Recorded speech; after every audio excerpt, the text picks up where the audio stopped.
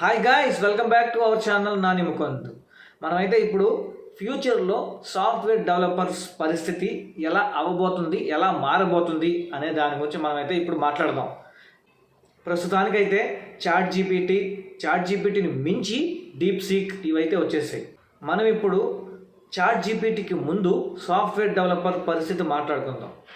మనం సాఫ్ట్వేర్ డెవలపర్కే తెలుసు ఎంత కష్టపడితే ఒక కోడ్ అనేది వస్తుంది అనేది. అంటే ఎక్కడెక్కడో సెర్చ్ చేసి ఏదేదో కింద మీద తంటాలు పడి రాత్రులు పగలు కష్టపడి ఒక కోడ్ని అయితే ప్రిపేర్ చేస్తుంటారు. సో ఇప్పుడు చాట్ జీపీటీకి ముందు వన్స్ చాట్ జీపీటీ వచ్చిన తర్వాత సాఫ్ట్వేర్ డెవలపర్స్ ఏం చేశారంటే దాంట్లో నుంచి కోడ్ అంటే ఒక సినారియో ఏదైనా ఉంటే ఆ సినారియోని చాట్ జీపీటీకి చెప్తే చాలు మనకి కోడ్ ఇచ్చేస్తుంది. ఆ కోడ్ని మనం యూజ్ చేసుకోవడమే అలా ఉండిందనమాట. సో దాని తర్వాత ఏం చేశారు, మళ్ళీ చాట్ జీపీటీ అప్డేట్ అయ్యి ఏవైతే టెస్ట్ క్లాసులు అంటే అక్కడ ఎక్కడైతే మిస్టేక్ ఉంటుందో, అంటే mistake in the sense error వస్తుందో ఆ ఎర్రర్ని మార్క్ చేస్తే సో దాన్ని కూడా అప్డేట్ చేసి మనకి కోడ్ని అయితే ఇచ్చేస్తున్నారు అనమాట. సో అప్పుడు సాఫ్ట్వేర్ డెవలపర్స్కి చాలా ఈజీ అయిపోయేది. అప్పుడు ఏం చేశారు, అక్కడి నుంచి క్రాస్ కటింగ్లు అంటే ఎంప్లాయీస్ని రీసోర్సెస్ తగ్గించడం అది చేశారనమాట. సో దాని తర్వాత ఏం చేశారు, ఇప్పుడు డీప్ సీక్ వచ్చిన తర్వాత ఇంకా అప్డేట్ అంటే నువ్వు ఇంకా ఏమి చేయబడలే, జస్ట్ ఆ కోడ్ ఆ సినారియో ఇచ్చేస్తే మొత్తం వచ్చేస్తుంది.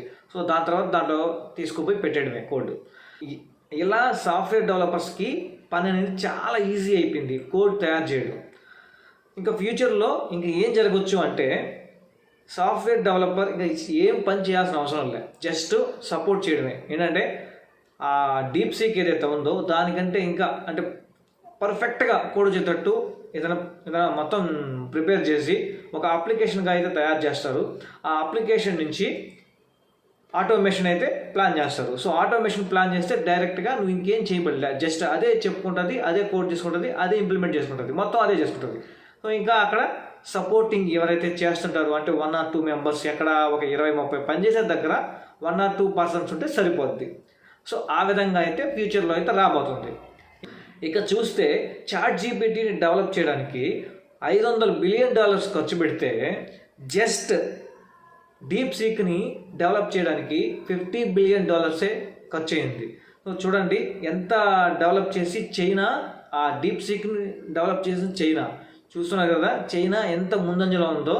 ఇప్పుడు అమెరికా చైనా పోటీగా అయితే ఉన్నాయి. ఫైనల్గా ఏది పర్ఫెక్ట్గా తీసుకొస్తుందో చూడాలి. సో ఇంకా చూస్తే సాఫ్ట్వేర్ డెవలపర్స్ పరిస్థితి ఫ్యూచర్లో అసలు సాఫ్ట్వేర్ డెవలపరే ఉండడు, ఓన్లీ అంతా ఆటోమేషన్ ఏఐ కిందనే నడుస్తుంది. సాఫ్ట్వేర్ డెవలపర్స్ అప్పుడు ఏం చేయాలి, ఇళ్ళకెళ్ళి ప్రశాంతంగా ఆ వ్యవసాయము లేకపోతే ఇంకేదైనా బిజినెస్ పెట్టుకొని గమ్ముగా సైలెంట్గా కూర్చోవడమే అనేది నా అభిప్రాయం. మరి మీ అభిప్రాయం ఏందో కింద కామెంట్ రూపంలో తెలియజేయండి.